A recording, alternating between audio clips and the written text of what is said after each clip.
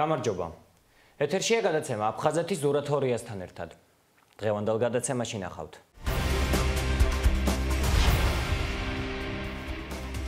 საინფორმაციო გამოშვებას. კინოპროდიუსერ ვლადიმერ კაჭაროვას პორტრეტს. მნიშვნელოვანი მოვლენების საინფორმაციო გამოშვება.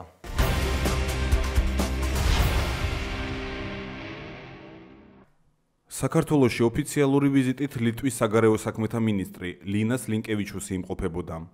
ლიტველ კოლეგას საქართველოს საგარეო საქმეთა მინისტრმა მიხეილ ჯანელიძემ უმასპინძლა. შეხვედრაზე მინისტრებმა საქართველოსა და ლიტვას შორის ორმხრივი თანამშრომლობის საკითხებზე, საქართველოს ოკუპირებულ ტერიტორიებზე არსებულ ვითარებაზე და საერთაშორისო ორგანიზაციებთან თანამშრომლობის აუცილებლობაზე ისაუბრეს. საქართველოს საგარეო საქმეთა მინისტრმა შეაფასა ორ ქვეყანას შორის არსებული ახლო მეგობრული და პარტნიორული ურთიერთობები და აღნიშნა, რომ საქართველო განსაკუთრებულად აფასებს იმ ერთგულებასა და მეგობრობას, რომელსაც ლიტვა და პირადად მინისტრი წლების განმავლობაში იჩენს საქართველოს მიმართ, ქვეყნისათვის მნიშვნელოვან ყველა საკითხში. ლიტვურმა მხარემ კმაყოფილებით აღნიშნა, რომ საქართველო არის აღმოსავლეთ პარტნიორობის მოწინავე ქვეყანა. გასულ წელს ლიტვაში გამართული კომისიის სხდომის შემდეგ მნიშვნელოვანი პროგრესი იქნა მიღწეული საქართველოს მიერ ევროპული ინტეგრაციის გზაზე. კერძოდ ამოქმედა ევროკავშირის საქართველოს ასოცირების შესახებ შეთანხმება. ღრმა და ყოვლის მომცველი თავისუფალი ვაჭრობის სივრცის ჩათვლით. საქართველო მიუერთდა ევროპულ ენერგეტიკულ გაერთიანებას და საქართველოს მოქალაქეებისთვის ამოქმედა უვიზო მიმოსვლა შენგენის ქვეყნებთან. საქართველოს ევროპული ინტეგრაცია ეს პროცესი მიღწეული შედეგები, სადაც ჩვენს მეგობრებს ძალიან დიდი წვლილი მიუძღვით ჩვენს პოლიტიკურ მხარდაჭერაში, ფინანსური და ტექნიკური დახმარების კუთხით, ასევე ვისაუბრეთ ევროატლანტიკურ ინტეგრაციაზე, ნატოში ინტეგრაციაზე, იმ წარმატებებზე, რომელიც ამ მიმართულებით გვაქვს. ერთი დღით ადრე ლიტვის საგარეო საქმეთა მინისტრი ლინას ლინკევიჩუსი ევროკავშირის სადამკვირვებლო მისიის წარმომადგენლებთან ერთად ჯერ ხურშაში იმყოფებოდნენ და გაეცნენ საოკუპაციო ხაზთან არსებულ ვითარებას. მოგვიანებით კი სოფელ რუხში, ენგურის ხიდზე მივიდნენ. როგორც ლიტვის საგარეო საქმეთა მინისტრმა აღნიშნა, აფხაზეთის კონფლიქტის დარეგულირებაში გამოსავალი საერთაშორისო ბერკეტებია. დასანანია ის რეალობა, რომელსაც ვხედავთ, რომ ადამიანებს ნორმალური ცხოვრების საშუალება არ აქვთ. დასანანია ასევე ის საერთაშორისო დანაშაული, რომელიც სახეზეა, რაც გამოიხატება დამოუკიდებელი სახელმწიფოს ანექსიაში. საზოგადოების შუაზე გახლეჩაში, რაც ადამიანებს ნორმალური ცხოვრებისათვის პრობლემებს უქმნის. რუსეთმა უნდა გააცნობიეროს, რომ მეზობლის ტერიტორიების მითვისება არ დარჩება შედეგების გარეშე. ამ ქმედებებს შესაბამისი შედეგები მოყვება და არ არის საუბარი მხოლოდ საქართველოზე, საუბარია ყირიმსა და სხვა რეგიონებზე. ეს არის საერთაშორისო დანაშაული. რუსეთმა უნდა გააცნობიეროს, რომ ეს სიტუაცია არ შეიძლება ასე გაგრძელდეს და ამას სათანადო შედეგები მოყვება. საერთაშორისო ბერკეტი რუსეთის წინააღმდეგ არის არაღიარების პოლიტიკა, რომელიც უნდა გაგრძელდეს ფინანსური, პოლიტიკური და სხვადასხვა ასპექტებით. ეს პოლიტიკა უნდა იყოს თანმიმდევრული და უნდა გაგრძელდეს მომავალშიც, სანამ სიტუაცია მოგვარდება. ლიტვის საგარეო საქმეთა მინისტრს აინტერესებდა მდგომარეობა, რომელიც დღეს ჩვენ გვაქვს აქ ეგრეთ წოდებულ საზღვარგარეთ რეგიონში. მან ენგურის ხიდზე თვითონ თავისი თვალით ნახა, თვითონ საზღვარი გამყოფი ზოლი ნახა. ასევე იყო დაინტერესებული რეგიონის განვითარებით, რომელიც თემებიც ყველაზე საინტერესოა რეგიონში განვითარების მიზნით. მას ჩვენ მივაწოდეთ პირველად ინფორმაცია, რაც რეალურად დღეს ჩვენთან იყო, ჰქონდა საუბარი ლიტვის ელჩთან, რომელმაც გამოთქვა სურვილი, რომ ჩამოვა აქ და პირადად გაეცნობა 1-2 დღით რეგიონის ყველა იმ პრობლემატური და იმ საინტერესო პროექტებით, რომლებიც ხორციელდება დღეს და რაც თავარია ლიტვის საგარეო საქმეთა მინისტრმა თლიანად აღვიქვა გვერდში დგომა, დახმარება. სამუშაო ვიზიტის ფარგლებში ლიტვის საგარეო საქმეთა მინისტრი ლინას ლინკევიჩუსი საქართველოს პრემიერ-მინისტრ გიორგი კვირიკაშვილს შეხვდა. შეხვედრისას ყურადღება დაეთმო ევროპული და ევროატლანტიკური ინტეგრაციის გზაზე საქართველოს მიერ მიღწეულ პროგრესს, ასევე საქართველოს ოკუპირებულ ტერიტორიებზე არსებულ ვითარებას. გიორგი კვირიკაშვილმა ლიტვასა და პირადად საგარეო საქმეთა მინისტრ ლინას ლინკევიჩუსს საქართველოს ტერიტორიული მთლიანობისა და სუვერენიტეტთან დაკავშირებული მტკიცე პოზიციისთვის მადლობა გადაუხადა. ერგნეთში ინციდენტების პრევენციისა და მათზე რეაგირების მექანიზმის შეხვედრა გაიმართა. საქართველოს ცენტრალური ხელისუფლების წარმომადგენლებმა შეხვედრის მონაწილეებთან ყველა მნიშვნელოვანი ინციდენტი განიხილეს, რომელიც ოკუპირებული ცხინვალის რეგიონში საოკუპაციო ზოლსა და მის მიმდებარე ტერიტორიებზე ბოლო რამდენიმე კვირის განმავლობაში დაფიქსირდა. სახელმწიფო უსაფრთხოების სამსახურის და ცენტრალური მთავრობის წარმომადგენლების აქტიური ძალისხმევის შედეგად უკანონო პატიმრობიდან გათავისუფლდნენ მიმდინარე წლის 5 ივნისს დე-ფაქტო ხელისუფლების მიერ დაკავებული დუშეთის რაიონში მცხოვრები 4 საქართველოს მოქალაქე. შეხვედრაზე ვისაუბრეთ ბოლო ერთი თვის განმავლობაში დაფიქსირებულ ყველა მნიშვნელოვანი ინციდენტთან დაკავშირებით, განსაკუთრებული ყურადღება სახელმწიფო უსაფრთხოების სამსახურმა დაუთმო 2017 წლის 5 ივნისს დუშეთის რაიონის 4 მაცხოვრებლის გათავისუფლების საკითხს. სხვა საკითხებთან დაკავშირებით ცხადია შევეხეთ საქართველოს მოქალაქის გიორგი გიუნაშვილის საქმეს. მოგეხსენებათ, ეს ადამიანი კვლავაც იმყოფება ცხინვალის ეგრეთ წოდებულ ციხეში უკანონო პატიმრობაში. ჩვენი შეფასებით, რომელიც მკაფიოდ იქნა დაფიქსირებული მონაწილეებთან, გიორგი გიუნაშვილის მიმართ წაყენებული ეგრეთ წოდებული ბრალდებები არის გამოგონილი, არგუმენტმოკლებული და სრულად პოლიტიზირებული, ამიტომ აუცილებელია ამ პიროვნების გათავისუფლება უმოკლეს ვადაში.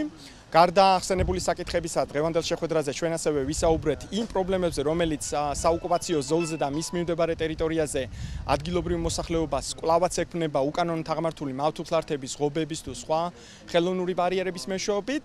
ჩვენ მონაწილეებს დაუფიქსირეთ, რომ აუცილებელია ამ ხელოვნური ბარიერების მოშლა, რათა ადგილობრივ მოსახლეობას უფრო შეუმსუბუქდეს ყოველდღიური ყოფა-ცხოვრება. ოკუპირებული ახალგორის რეგიონის ქართულ სკოლებში სწავლება რუსულ მოდელზე გადავა. ამის შესახებ დე-ფაქტო ლიდერმა ანატოლი ბიბილოვმა ახალგორის ეგრეთ წოდებული ადმინისტრაციის წარმომადგენლებთან შეხვედრაზე ისაუბრა. ბიბილოვის განმარტებით, ახალგორის სკოლები ეგრეთ წოდებული რესპუბლიკის საერთო განათლების სისტემაში უნდა მოექცეს, რაც სწავლების რუსულ მოდელზე და რუსულ ენაზე გადასვლას გულისხმობს. 2008 წლის რუსეთის ფედერაციის აგრესიის შემდეგ ახალგორში 6 სკოლაში ქართულ ენაზე მიმდინარეობდა სწავლა.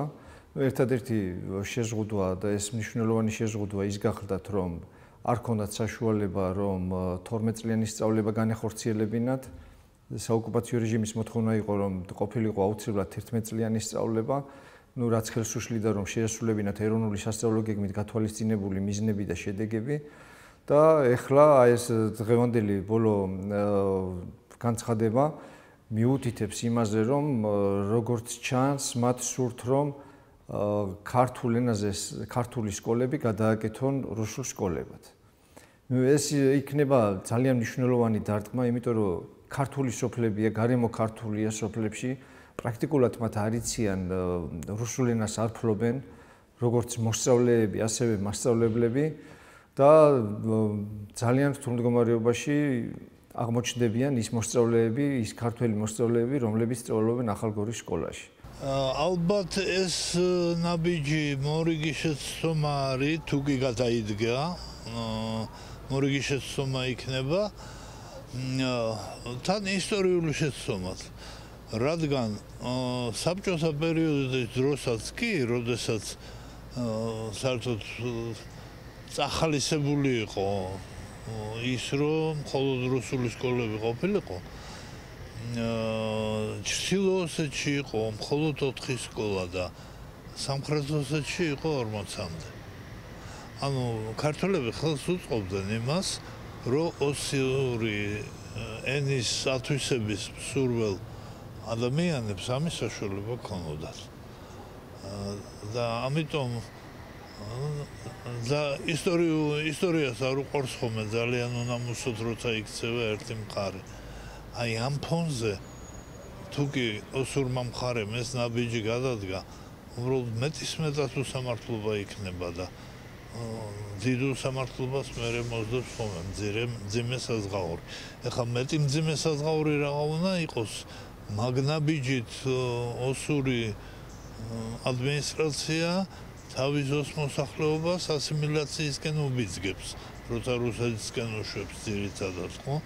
ანუ თვითონვე ანადგურებენ თავიანთ კულტურას და თავის თავადობას. ოკუპირებულ აფხაზეთში ნარკომანთა რაოდენობა დღე იზრდება. ნარკომანიის საფრთხეებზე არაერთი სტატია დაიბეჭდა აფხაზურ მედიაში. ის რომ საქართველოს ოკუპირებული რეგიონების სატრანზიტო კორიდორია, რომლის საშუალებითაც ნარკოტიკები აზიიდან ევროპის მიმართულებით გაედინება, ამის შესახებ ამერიკის შეერთებული შტატების სახელმწიფო დეპარტამენტის ნარკოტიკების საერთაშორისო კონტროლის ჯერ კიდევ 2012 წლის სტრატეგიის ანგარიშში იყო საუბარი. ნარკომანთა რიცხვის ზრდა აშფოთებთ ოკუპირებულ აფხაზეთშიც. ნარკომანია არის პრობლემა, რომელზეც განგაშის ზარები უნდა შემოუკლათ, თორემ მერე გვიან იქნება. აცხადებენ ეგრეთ წოდებული საზოგადოებრივი პალატის ახლად შექმნილი სამუშაო ჯგუფის წევრები. აღსანიშნავია ის ფაქტი, რომ აფხაზეთის ეგრეთ წოდებული რესპუბლიკის საზოგადოებრივ პალატაში კვლავ ახალი სამუშაო ჯგუფი შეიქმნა, რათა შემუშავებული იქნას წინადადებები ნარკომანიის წინააღმდეგ საბრძოლველად. ამ ჯგუფს ხელმძღვანელობს საზოგადოებრივი პალატის წევრი დანიელ უბირია, რომელიც ადრეც მუშაობდა ამ საკითხზე. დე-ფაქტო საზოგადოებრივი პალატის წევრების განმარტებით არალეგალურად ნარკოტიკების გასაღებისა და ნარკოტიკული საშუალებების გავრცელების წინააღმდეგ ბრძოლის საკითხებში მხოლოდ ერთჯერადი ღონისძიებების გატარება არაა საკმარისი. აუცილებელია შემუშავდეს და მიღებული იქნეს კომპლექსური პროგრამა ამ ბოროტების წინააღმდეგ.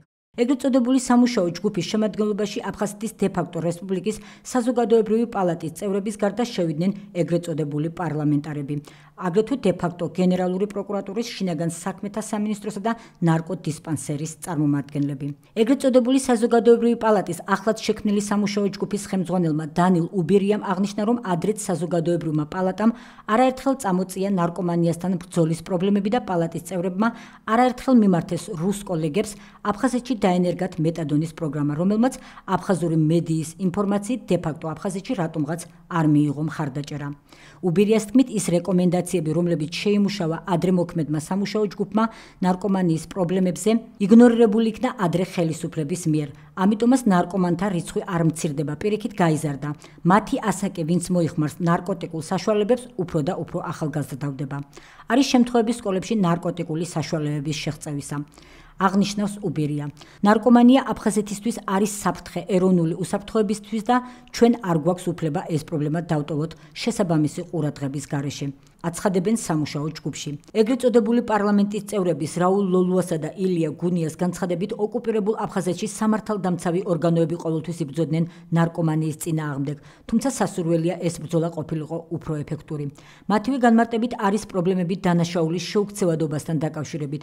პირველ რიგში ეს ეხება სასჯელის გამკაცრებას ნარკოტიკული საშუალებების გამსაღებლებისთვის, მიიჩნევენ ეგრეთ წოდებული საზოგადოებრივი პალატის ახალი სამუშაო ჯგუფის წევრები, ეგრეთ წოდებული კანონმდებლები.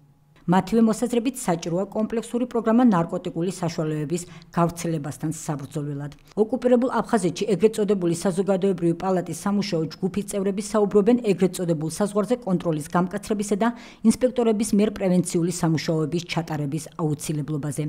ირინა კიუტმა, რომელიც არის დე-ფაქტო აფხაზეთის რესპუბლიკის შინაგან საქმეთა სამინისტროს საზოგადოებასთან ურთიერთობების ხელმძღვანელი, წარმოადგინა სტატისტიკური მონაცემები, რომლის მიხედვითაც იზრდება ნარკომანთა და ნარკოდამნაშავეთა რიცხვი.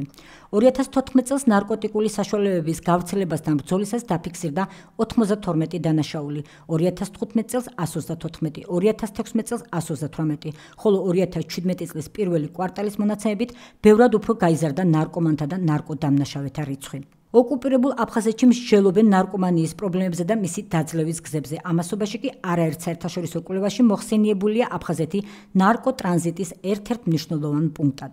ეს კარგად იციან რუსეთშიც, რომელიც ოკუპირებულ ტერიტორიებზე არსებულ შესასვლელ-გასასვლელებსა და საერთოდ აფხაზეთში ცხოვრებას აკონტროლებს. თავად აფხაზებიც არ მალავენ იმას, რომ მთელი აფხაზეთის ახალგაზრდობა დღეს ნარკომანია. 10 მამაკაციდან 9 მომხმარებელია და ამ ბიზნესით თავიდან ყველაზე მეტად რუსეთის მაღალ ჩინოსნები ითბობდნენ ხელს. ახლა კი ეს ბევრისათვის ხელმისაწვდომი საქმიანობაა. ამიტომ თავად აფხაზეთშიც ფიქრობენ, ხომ არ არის აყვავებული ნარკომანია აფხაზეთის ტერიტორიის გაუკაცრიელების რუსული გეგმა.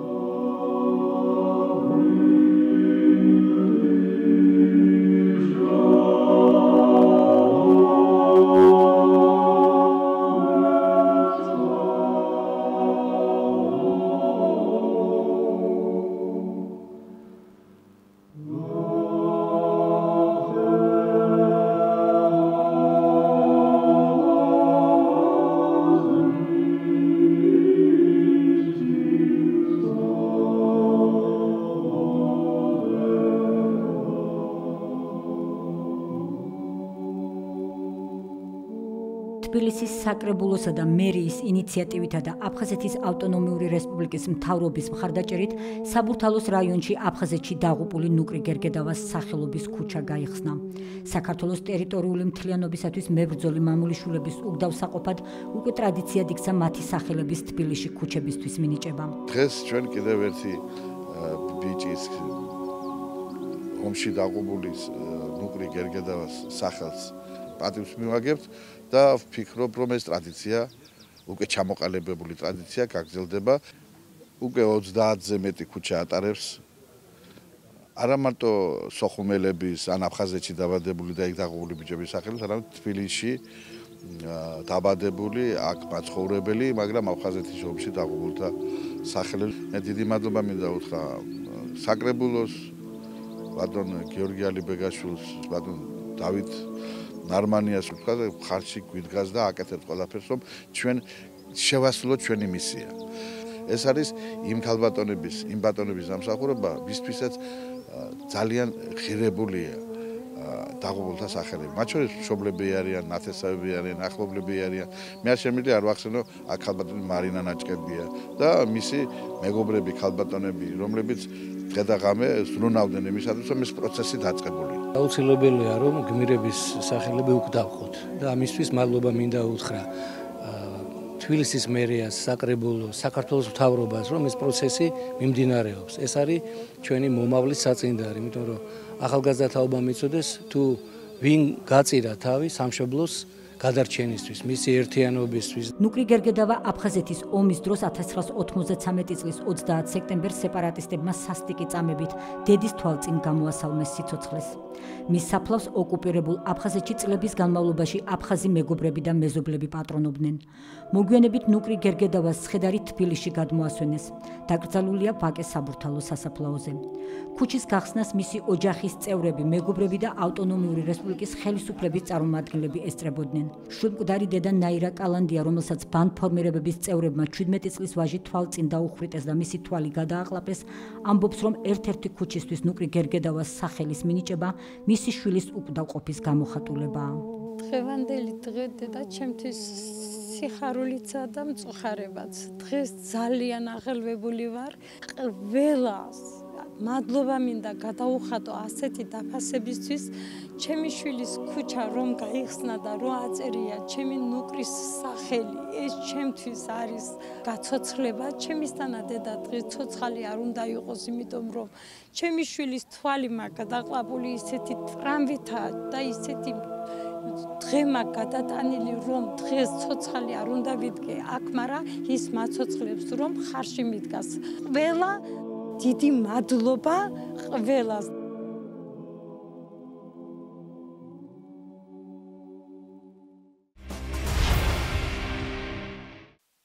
ეს აფხაზეთიდან დევნილები არიან, რომლებიც აფხაზეთში განვითარებული მოვლენების შემდეგ 24 წელია ბოლნისის რაიონში ცხოვრობენ. ბოლნისის მუნიციპალიტეტში აფხაზეთიდან დევნილი 150 ოჯახია განსახლებული. ბოლნისის მუნიციპალიტეტის გამგებლის მოადგილის ვალენტინა ნავერიანის ინფორმაციით, ადგილობრივი ხელისუფლების ძალისხმევით იძულებით გადაადგილებული პირებისთვის არაერთი სოციალური პროგრამა განხორციელდა და მომავალშიც იგეგმება.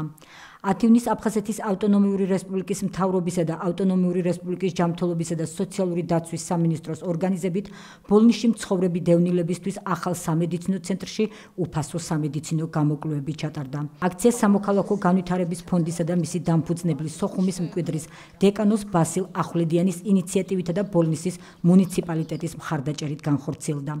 ამ ღონისძიებას ატარეს აფხაზეთის მთავრობა. მათ მიერ მოვლენებული სპეციალისტები, ყველა დარგის სპეციალისტები ჩვენთან პოლიკლინიკაში ჩაატარებენ როგორც დევნილების მხრივ მიღებას, ისე ადგილობრივი მოსახლეობის. მედიკამენტები გაიცემა მხოლოდ დევნილებზე და ეხლა ამჟამადაც ურიგებენ დანიშნულების მიხედვით, რასაც ექიმი დაუნიშნავს. ჩვენ გვაქვს სპეციალურად დამუშავებული, საკრებულოთი დამტკიცებული სოციალური პროგრამები, სრულად უფინანსებთ საყოველთა ჯანდაცვით, რაც არ ფინანსდება იმ დანახარჯებს, ამავდროულად ვეტერანებზე გვაქვს შეღავათები, თუ რამე არის შესაძლებელი სოციალური პაკეტით, ყველაფერი შექმნილი გვაქვს მათთვის. კომპაქტურად ჩასახლებულ დევნილებს უხდით კომუნალურ გადასახადებს, ერთჯერადი დახმარებებით ვეხმარებით წელიწადში ერთხელ და უამრავი სხვა, რაც კი სოციალურ პაკეტით შეიძლება რომ გაკეთდეს, ყველაფერს ვახორციელებთ. და ეს აქცია არის სამოქალაქო განვითარების ფონდის ინიციატივით, რომელიც მხარდაჭერილი იქნა აფხაზეთის მთავრობის მიერ. ჩვენი მხარდაჭერა გამოიხატა იმაში, რომ ვეხმარებოდით საორგანიზაციო საკითხების მოგვარებაში, რაც გამოიხატება დევნილების ტრანსპორტირებით სამედიცინო დაწესებულებამდე, მათ უპირატესობა თანამოქალაქეებთან ის აქვთ, რომ მიიღეს დასმული დიაგნოზების შესაბამისად უფასო მედიკამენტები. ვფიქრობთ, რომ მსგავსი აქციები კვლავ გავაგრძელოთ. აქციის ფარგლებში ბოლნის სხვადასხვა წამყვანი კლინიკიდან მაღალკვალიფიციური ექიმები სტუმრობდნენ და დევნილებსა და ადგილობრივ მოქალაქეებს სხვადასხვა სპეციალისტებმა გაუწიეს სამედიცინო მომსახურება. აფხაზეთიდან დევნილ პირებს უფასოდ გადაეცათ მრავალი დასახელების მედიკამენტი. მომართვიანობა საკმაოდ დიდია, მაღალი იყო მომართვიანობა, გამოვლინდა სხვათა შორის საკმაოდ ბევრი ისეთი დაავადებები, რომლებიც იშვიათობას წარმოადგენს ზოგადად. ბევრი მათგანის შესახებ პაციენტებმაც არ იცოდნენ, დაიგეგმა რამდენიმე სახის ოპერაცია და ამ ყველაფერს რა თქმა უნდა ორგანიზებას გაუწევს როგორც ჩვენი კლინიკა, ახალი მზერა, ისე აფხაზეთის ჯანდაცვის სამინისტრო და ეს ყველაფერი იქნება ერთობლიობაში განხორციელებული და ეს რა თქმა უნდა პაციენტებისთვის ძალიან მნიშვნელოვანია, რომ ერთის მხრივ რომ გამოვლინდა დაავადებები, მეორეს მხრივ რომ პრევენცია მოხდა ძალიან ბევრი ისეთი პათოლოგიის, რომლებიც საკმაოდ რთულ ფორმებში ხვდებიან ხოლმე უკვე მოგვიანებით სტადია ეს. კონკრეტულად ამ ღონისძიების ერთ-ერთი ინიციატორი იყო დეკანოზი ბასელი, საქართველოს განვითარების ფონდის ხელმძღვანელი, რომელმაც თხოვნით მიმართა აფხაზეთის მთავრობას. ამ პერიოდში, ანუ ივნისის დასაწყისში, ეს ღონისძიება ჩატარებული იყო ქალაქ ბოლნისში და მომსახურებოდით როგორც ბოლნისის მუნიციპალიტეტში მცხოვრებ აფხაზეთიდან დევნილ მოსახლეობას, ასევე ადგილობრივ მოსახლეობასაც შესაძლებლობის მიხედვით, შემუშავებული იქნა შესაბამისი პროგრამა, მოძიებული იქნა მედიკამენტების მნიშვნელოვანი რაოდენობა, 85-მდე დასახელების მედიკამენტი გვაქვს ჩამოტანილი. ჩვენთან ერთად ჩამოვიდა ჩვენი პარტნიორი კლინიკა New Vision-ის წამყვანი სპეციალისტები. გადაამისა არიან სპეციალისტები ხუდუშაურის კლინიკიდან, დვალის კლინიკიდან, დევნილთა სამედიცინო დაწესებულებებიდან და ასე შემდეგ. საკმაოდ კარგი ნაკრები გამოვიდა. დაახლოებით ამ მომენტისთვის უკვე მიღებულია 190-მდე ბენეფიციარი. 18 სპეციალისტი მუშაობდა პაციენტების მიღებაზე. პირველადი მონაცემები ამ რაც გავაანალიზეთ ხო, მაინც საუბარია უფრო გულსიზარდთა სისტემის დაავადებებზე. ბოლნისის მუნიციპალიტეტის გამგეობა ძალიან დაგვეხმარა. ჩამოვიდნენ თბილისიდან ექიმთა ჯგუფი, მოხდა პაციენტების უფასო გამოკვლევა. თითქმის ყველა ექიმი მოვიარე და პლუს კიდე ეს არის კარგი, რომ დევნილებზე არის წამლები უფასოდ. ეს მთელი ერთი თვის მარაგი და ეს რამხელა შეღავათია დევნილისთვის. კიდევ ერთხელ დიდი მადლობა ექიმთა გუნდსა და დიდი მადლობა აფხაზეთის მთავრობას, რომ ასეთი აქცია ჩაატარეს. 25 წელია ვცხოვრობ ბოლნისში. დღეს მივიღე აქციაში მონაწილეობა. ძალიან დიდი მადლობელი ვარ მედიკამენტებზე დახმარებისა. აღსანიშნავია, რომ სამოქალაქო განვითარების ფონდმა, რომელიც 2012 წელს დაარსდა, გარდა ამ აქციის ინიცირებისა, მრავალი საინტერესო სოციალური პროექტი განახორციელა. ამჟამად ახალ პროექტს თანადგომა ბოლნისი ახორციელებს, რომლის მიზანია ადამიანთა სოციალურ-ეკონომიკური და ჯანდაცვის კუთხით თანადგომა. ეს არის ფონდი, რომელიც ორიენტირებული არის მხოლოდ სოციალურ საჭიროებებზე. ფონდმა თავისი ამ მოკლე დროის არსებობის პერიოდში ბევრი ღონისძიებები ჩაატარა, აპირებს ბევრად მეტი ღონისძიებები ჩატარებას. დღევანდელი ღონისძიება გულისხმობს ესე იგი ჯანმრთელობის კულტურის ამაღლებას ადამიანში, რომ მიუხედავად იმისა, რომ არ გტკივა, არაფერი არ ნიშნავს, რომ კარგად ხარ.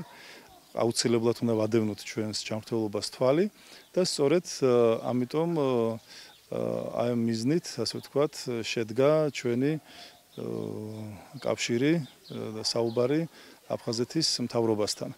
მობილიზდა მთელი ჯარნაცვის სისტემა, მათ სულ ყველას მინდა ცალ-ცალკე ყველას მადლობა გადაუხადო. გაუკეთეს ორგანიზება ყველაფერს, მოიწვიეს უმაღლესი სპეციალისტები, ბრწყინვალე ადამიანები თვითონ, იმიტომ რომ შეიძლება როგორც მედიკამენტით განკურნო ადამიანი, ასევე სიტყვითაც და მიღებითაც, რითაც ხაზგასმით ბოლნისელები აღნიშნავენ აი ამ უპირატესობას ამ ადამიანებში. განსაკუთრებული მადლობა მინდა გადაუხადო ბატონ ვახტანგ ყოლბაიას, ჩვენი მთავრობის ხელმძღვანელს, იმიტომ რომ აგვეხმარა. მამა ბასილის ინიციატივითა და მისი ლოცვა-კურთხევით სამედიცინო აქციის მონაწილეებმა ჯერ ბოლნისის ელიას მთაზე მდებარე პეტრე პავლეს სახელობის მამათა მონასტერი, შემდეგ კი მე-5 საუკუნის უძველესი ქართული ტაძარი ბოლნისის სიონი მოილოცეს. აფხაზეთის ავტონომიური რესპუბლიკის მთავრობის ხელმძღვანელი ვახტანგ ყოლბაია და აქციის მონაწილეები ტაძარში წირვას დაესწრნენ. გამომდინარე იქიდან, რომ მთელი დღე ორიენტირებული მაინც იყო ესე იგი ბენეფიციართა მომსახურებაზე, ამიტომ იმდენი დრო ისეთი სტუმართ მასპინძლობა ბოლომდე შეიძლება ვერ გამოვხატეთ. ყოველ შემთხვევაში ჩვენ შევეცადეთ და შევეცდებით, რომ ძალიან ისე კარგად მასპინძლოთ ბოლნისში. მე ვამბობ ამას ოხუმელი ადამიანი, მიუხედავად ამისა, მე აქ ვსახურობ და მე აქაც მასპინძელი ვარ დღეს თქვენი. და ჩვენ ვიყავით ყველა ერთად ელიას მთაზე, სადაც არის აგებული პეტრე პავლეს სახელობის წმინდა მოციქულთა ტაძარი, მონასტერი არის იქ, მამათა მონასტერი. ჩვენ ნახეთ ელიას მთის გადმოსახედიდან, როგორი სხვანაირი არის საქართველო. სულ სხვანაირად ხედავთ და სხვანაირად შეიძლება, ასე ვთქვათ, მოვეფეროთ საქართველოს. მე სულ ვამბობ მაგას, რომ ვინც ელიაზე არ ყოფილა და არ გადაუხედავს იქიდან ჩვენ ძირძველ მიწებზე, მას შეიძლება სრულყოფილად სახერთულ განცდილი არ აქვს. ელიას მთიდან ჩვენ ახლა გადმოვედით ბოლნისის სიონში. ბოლნისის სიონი თქვენ იცით, ეს არის ფაქტიურად არა მხოლოდ ბოლნისის რაიონის, მთელი საქართველოს შეიძლება ითქვას ავიზიტო ბარათი. დღის ბოლოს მასპინძლებმა სტუმრებს ბოლნისის მთავარი ბიბლიოთეკა დაათვალიერებინეს, სადაც ბოლნისის მუნიციპალიტეტის კულტურის ცენტრთან არსებულმა ანსამბლმა ბოლნელამ კონცერტი გამართა. აღსანიშნავია, რომ ქალთა ფოლკლორული ანსამბლი ბოლნელი მიტროპოლიტის მეუფე ეფრემის ლოცვა-კურთხევით და აკაურთა სიონის ტაძრის წინამძღვრის დეკანოს ბასილ ახვლედიანის ხელმძღვანელობით 2012 წელს მგალობელთა გუნდისგან ჩამოყალიბდა. მომღერლებმა კონცერტი ცნობილი აფხაზური სიმღერით ვარადათი გახსნეს.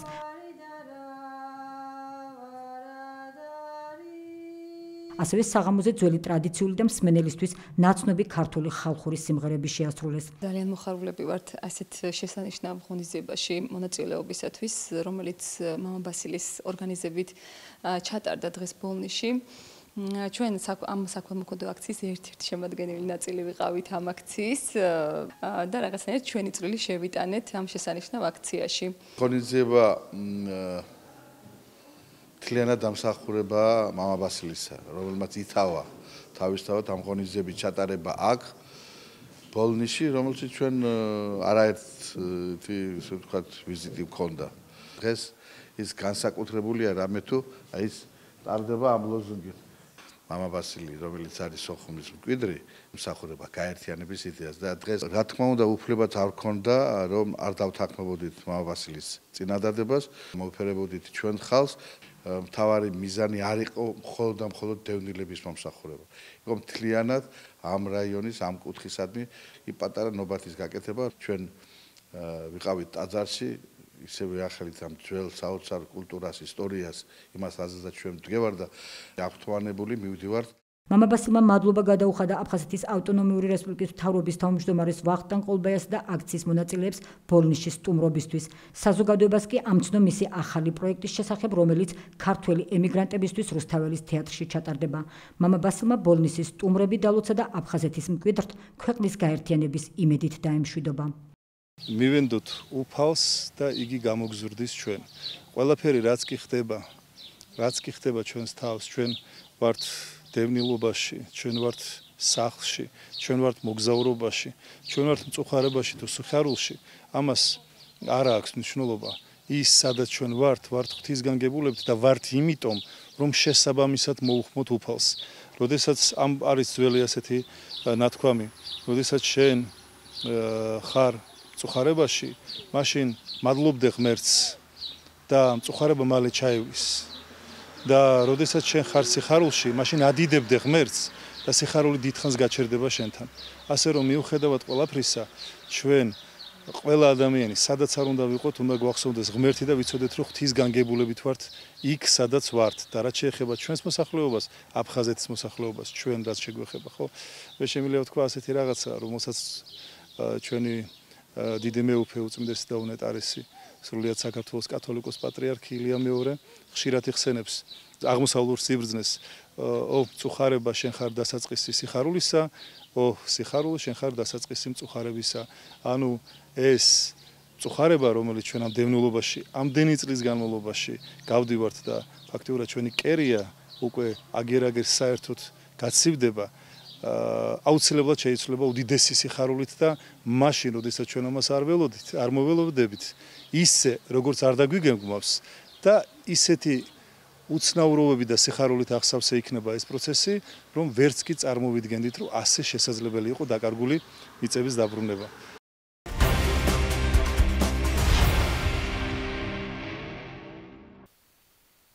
საქართველოს მწერალთა სახლში პოეტ მადონა დვალის პოეტური კრებულის ცრემლების ფერწერა პრეზენტაცია გაიმართა. წიგნში წარმოდგენილია პოეტი ქალის სასიყვარულო ლირიკა ქართულ და რუსულ ენებზე, აგრეთვე ქართველ კლასიკოსთა ლექსების თარგმანები. ღონისძიებას პოეტები, მწერლები და სხვა კულტურის სფეროს წარმომადგენლები ესწრებოდნენ. დღეს არის ჩემი კრებულის ცრემლების ფერწერა პრეზენტაცია. ეს წიგნი შეიცავს ჩემს ლექსებს, ჩემს თარგმანებს, ქართულ კლასიკოსთა ლექსებს და ჩემელ თარგმანებს და არის მოთხრობა მამის ფეხსაცმელებით გატკეპნილი ოცნება. ამას შეიცავს ეს კრებული და ეხლა მეორე პრეზენტაცია, ანუ ამ წიგნის არის დღეს ამ დარბაზში. ყველა ძალიან დიდი მადლობა მინდა უთხრა. მისასალმებელია, რომ ქალბატონ მადონას ლექსების კრებულის პრეზენტაცია მოეწყო დღეს მწერალთა კავშირში. და მისასალმებელია ისიც, რომ ქართულ პოეზიას მისი სახით ჭეშმარიტი, გულწრფელი, ალალი პოეტი შეემატა. ქალბატონი მადონა არის აფხაზეთიდან და მისი ყოველი ლექსი ატარებს იმ ტკივილს, რომელიც აფხაზეთიდან გამოძევებულ ქართველობას გამოჰყვა. ეროვნულია, უაღრესად ეროვნულია მისი პოეზია და არ ყელყელაობს ის თავის პოეზიით და თავის ლექსით. არის თავმდაბალი ადამიანი და მისი ლექსიც საოცრად გავს მის ავტორს.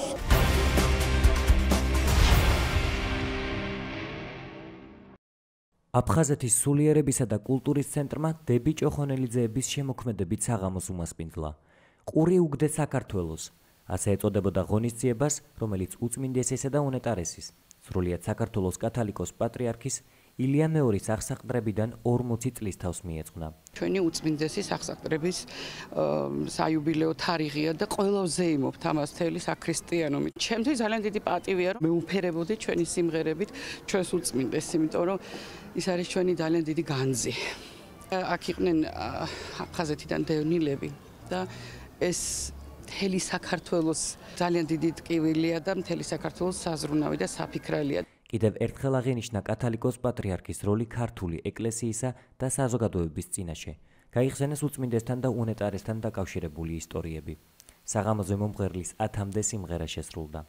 ღონისძიება პატრიარქის აღსაყდრების იუბილესთან დაკავშირებული 3 საღამოსაგან შემდგარი ციკლის დასკვნითი ნაწილი იყო.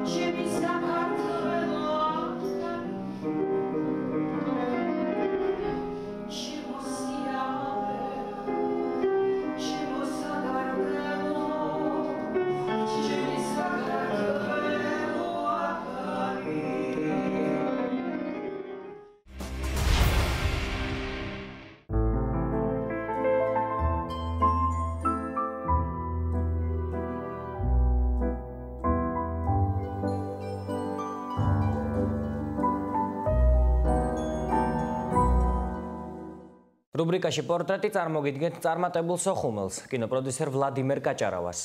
მე ვარ სოხუმელი, ვლადიმერ კაჭარავა, პროფესიით კინოპროდიუსერი.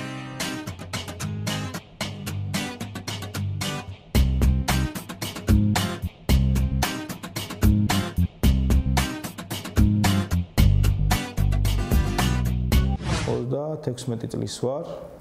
მონაწილეობას ვიღებდი გეტყვი ფილმებს. Keep Smiling-ი, ანუ გაიღიმეთ, ქუჩის დღეები, რენე მიდის ჰოლივუდში, დაკარგული კარასტანში, პრეზიდენტი, Любовь с акцентом, ბევრი მოკლემეტრაჟიანი ანიმაციები. ვიყავი მერვე კლასში, მე რაც მახსოვს, ბიჯექი ჩემთან სახლში სოხუმში. და ჯერ კინო მულტფილმი მიყვარდა ძალიან და მულტფილმის სამყაროში მინდოდა მოხვედრილიყავი რა. გადიოდა ესეთი რაღაცა იყო კინო ვიდეო ბიზნეს კოლეჯში რა და რატომღაც ჩავიგდი თავში რომ მინდა გავხდე კინო პროდიუსერი. რატო არ მახსოვს სიმართლე გითხრა, იმიტომ რომ იყო კინო პროდიუსერი დღესაც კი საქართველოში არის უცნაური სურვილი, იმიტომ რომ ყველას უნდა ან იყოს რეჟისორი, ან იყოს ოპერატორი, ან იყოს რაღაც. დროდადად ისეთი დრო იყო, მაინც უფრო ჩაკეტილი სივრცე იყო და სახელდაგვარს რო კითხულობდნენ ვლადიმერ კაჭარავა, ნუ ვისიანია, რისიანია და ასე შემდეგ არ იცოდნენ და აქედან გამომდინარე ყოველთვის გვერდზე იდებოდა ჩემი პროექტები. გამიმართლა, იმიტომ რომ ევროპელები ჩამოვიდნენ კავკასიაში ესეთი პროგრამით ავანტი. შვეიცარიელმა ჩადეს ფული აზერბაიჯანის საქართველოს სომხეთისთვის. და იქ გავბედე და გავაგზავნე აპლიკაცია, მოხდი და ყველაზე ახალგაზრდა პროდიუსერი ვიყავი ამ კოლში. და იქიდან დაიწყო რეალურად ჩემი განათლებაც და აი კინოში მოხვედრაც, ასე ვთქვათ.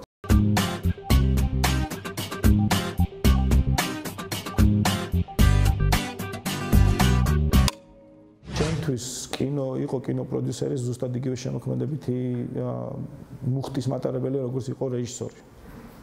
იმიტომ რომ სხვადასხვა მხრიდან უდგები საკითხს, რეჟისორი სხვა მხრიდან, პროდიუსერი სხვა მხრიდან, მაგრამ პროდიუსერის შემოქმედებითი ან წვის ნაწილი არის. ვიცი რომ საქართველოში 90% მის ამ ინდუსტრიაში პროდიუსერს აღიქვამენ როგორც სუფთა ტექნიკურ ადამიანს, რომელიც ეძებს დაფინანსებას და მხოლოდ უკეთებს ორგანიზებას, გადაღებებს და მურჩა. ეს არის საბჭოთა განმონაშთი, რომელსაც ეკვა დირექტორი. იყო პროდიუსერი იყო გუნდის წევრი, თანამოაზრე და რეალურად ყველაზე შავ, ცუდ და სარისკო სამუშაოს პროდიუსერი აკეთებს. წარმატების დროს რეჟისორი და მსახიობები არიან ყოველთვის წინა პლანზე და პროდიუსერი თითქმის არ ჩანს.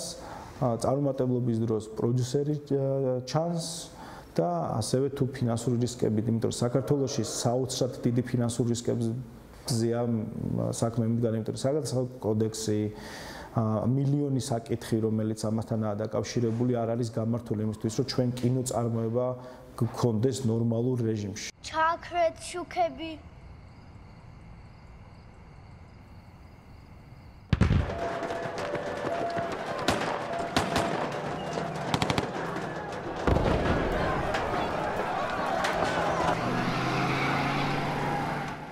სახელმწიფო ძალიან იამაყება, როცა წარმატებას ვახცევთ და ვენეციაზე გადის ფილმი, ოსკარზე გადის, ან კანის ფესტივალზე, ან სხვა ფესტივალზე, მაშინ გამოდიან პოლიტიკოსები და ძალიან ამაყად განაცხადებენ, რომ აი ჩვენი კულტურა და რაღაცა სულ მესმის პოლიტიკოსების და აი ჩვენი კულტურა, ჩვენ უნდა დავიცვათ ჩვენი ენა და ასე შემდეგ და როგორ უნდა დაიცვა კულტურა და ენა კინოს გარეშე ვერ დაიცა, იმიტომ რომ კინო არის ერთ-ერთი ყველაზე მძლავრი იარაღი შენი კულტურის ენის გატანის.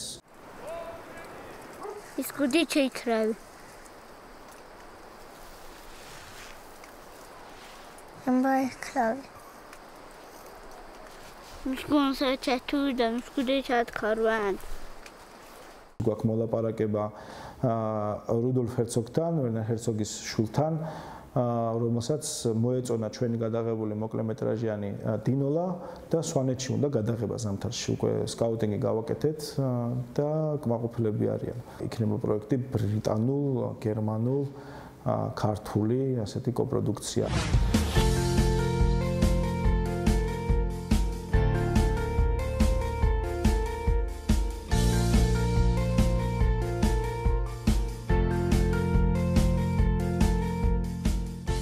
იყო სოხუმელი, არ ვიცი რაღაც უფრო ჩემთვის დანაკლისს ნიშნავს, იმიტომ რომ ყველა გამოყრილები ვართ სახლიდან, სოხუმიდან და უფრო იმას ნიშნავს, რომ რაღაც ის დაკარგულის გრძნობას უფრო რა.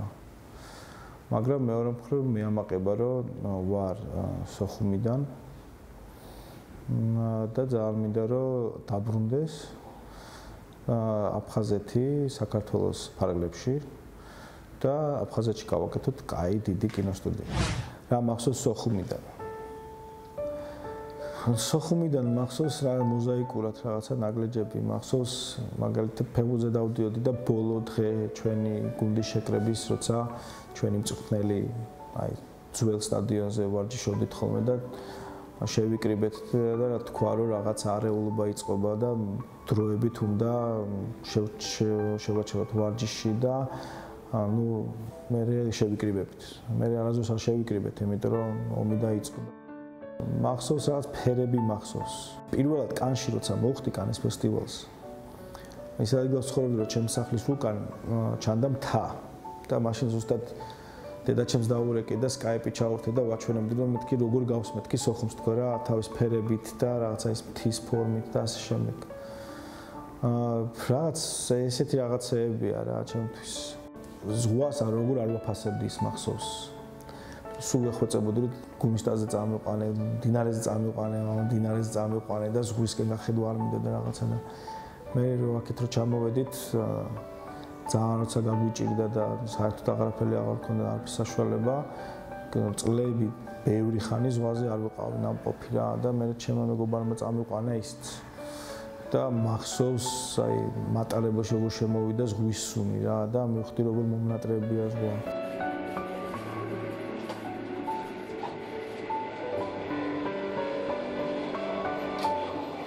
მახსოვს მამაჩემ მახსოვს ბაბულაჩემ ის ადამიანები ვინც ცოცხლები აღარა და გული მწყდება ხშირად ვიხსენებ ხოლმე და აღვიქვავ რაღაც აი მუსიკას რომ მოусმენ რაღაცა სიმღერას რომელიც იქ მაშინ მესმოდა რაღაცა ყოველთვის აღვიქვავდი რა ქვია იმ დროინდელ კარგ ცხოვრებად და ყველა ერთად ვიყავით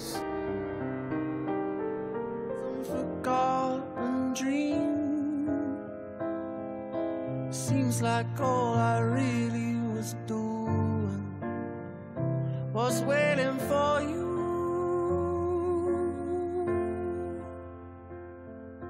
Just like little girls and boys playing with their little toys.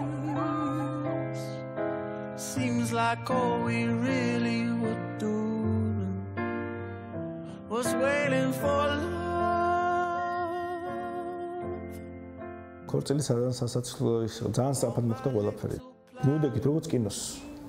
წავედეგით, გავაკეთეთ სკაუტინგი.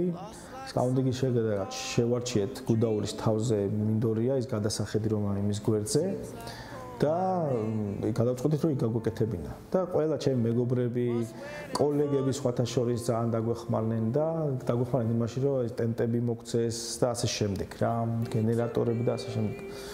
და დედაჩემს აბრევნებოდი რომ ბუნებაში გავდივარ და დედაჩემ ამბობდა რა მეშველება ჩემ რათსაებს როგორ ჩავხედო თვალებში პიკნიკი ვის გაუგია ქორწილი რაღაცა სად როგორ ანაირად და ესე გავაკეთეთ რა საბოლოო ჯამში ყველა კმაყოფილი დარჩა იმიტომ რომ დაერზე გავაკეთეთ ავედით ყველამ კარგად დავისვენეთ ღამე იქ გავათენეთ ვინც დარჩა ღამე გავათენეთ და მეორე დღეს წამოვედით რა სულ ყველა რა ჩემი მეუღლე არის ათია ნიკოლაშვილი რომელიც არის ძალიან ნიჭიერი, იმიტომ კი არა მეუღლე რო არის რა, ძალიან ნიჭიერი ანიმატორი არის და ანიმაციის რეჟისორი. ბავშვი ყავს ტოლული, რომელიც ჯერ არ გამიტოლულებია, მაგრამ მე ხუმრობ ხოლმე რომ ეს ტოლულები არის ელიტარული კასტა ვართ. იმიტომ რომ გვარით გადაიცემა ტოლულობა მხოლოდ და სისხლით.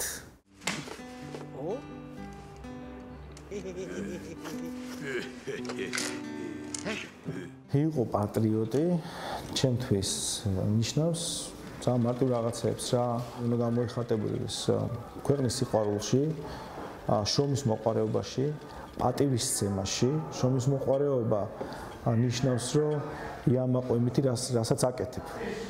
მარტო იმით კი არა, რომ ჩვენთან ყოველთვის ამაყობენ მხოლოდ წარსულით.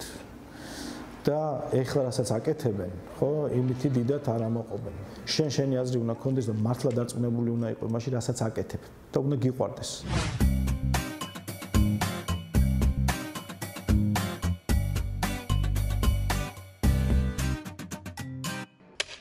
ჩვენ ერთი კვირით გემშვიდობებით. ხოლო სამშაბათს დილის 10 საათზე უყურეთ გადაცემა აფხაზეთს აფხაზურ ენაზე. ნახვამდის.